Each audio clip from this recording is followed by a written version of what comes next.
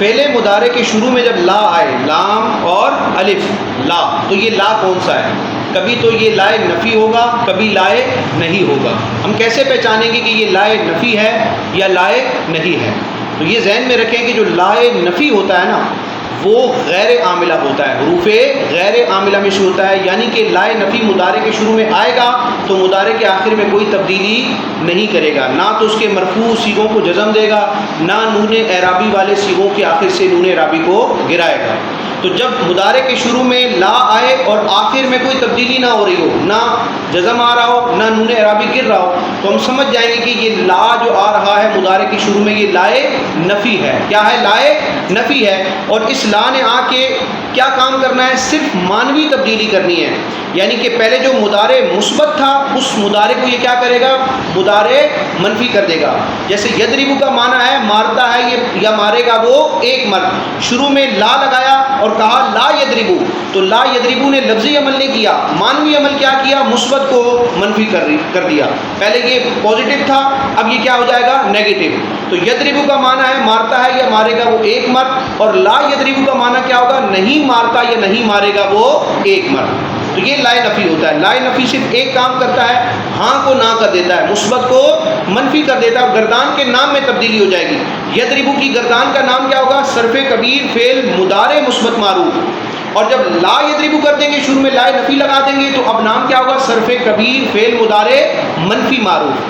بس مثبت کو کیا کرے گا؟ منفی کرے گا، اور معنی میں نیگیٹو معنی آ جائے گا۔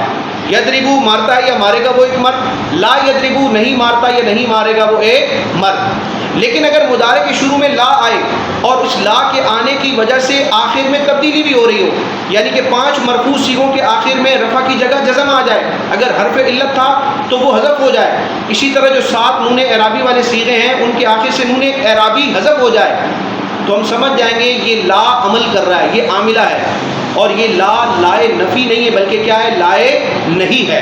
اب جب لائے نہیں آیا تو نہیں کا مطلب کیا ہے؟ کسی کام سے منع کرنا، یہ امر کی ضد ہے، ٹھیک ہے؟ تو اب جب لائے نہیں آیا یعنی کہ لا آیا، اس نے لفظی عمل کیا، تو ہم سمجھ گئے لائے نہیں ہے۔ اب یہ فعل مضارع نہیں رہا، اب اس کی حقیقت بدل گئی، اب اس کی گردان کا نام کیا ہوگا؟ صرف کبیر فعل نہیں، معروف ہو یا مجہول ہو، ٹھیک ہے؟ تو جب لا شروع میں آئے اور لفظاً عمل بھی کر رہا ہو، مرفوع صیغوں کو جزم دے رہا ہو، ان کو ساکن، ان کے آخر کو ساکن کر رہا ہو، نون اعرابی کو حذف کر رہا ہو، تو یہ عمل کر رہا ہے۔ لائے عاملہ جو ہوتا ہے، عمل کرنے والا لا، یہ مضارع کے شروع والا لا، یہ کیا ہوتا ہے؟ لائے نہیں۔ اور اب یہ مضارع نہیں رہتا بلکہ اس کی حقیقت بدل جاتی ہے، اس کو کیا کہیں گے؟ فعل نہیں۔ معروف ہے تو معروف، مجہول ہے تو مجہول۔ اب دونوں کی مثال سنیں، لا یضربو، اور دوسرے کی مثال ہے لا یضرب۔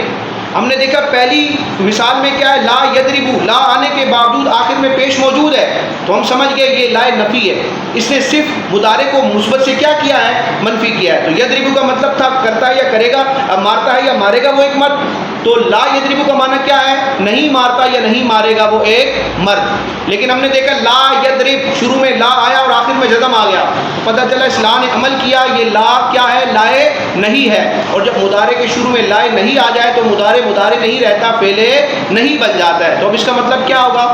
لا یضرب، چاہیے کہ نہ مارے وہ ایک مرد۔ سمجھ میں آ گیا آپ کو؟ لائے نفی حرف غیر عاملہ ہے اور لائے نہیں حرف عاملہ ہے۔